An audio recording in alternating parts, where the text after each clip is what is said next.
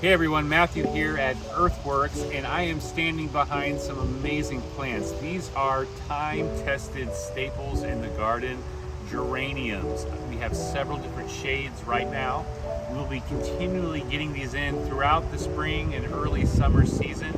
If you plant them in your garden, make sure that you plan for them to be in afternoon shade for the summertime. So, remembering that the sun shifts in winter and summer, and that sometimes our spots that are shady or filtered light during one time of the year, they might be sunnier in the other. So these geraniums can be in the full sun in the winter time, but they do prefer when we get the heat of summer to have some afternoon shade. But these are long-lived perennials. We can get years and years and years out of these plants so long as we plant them in the right spot.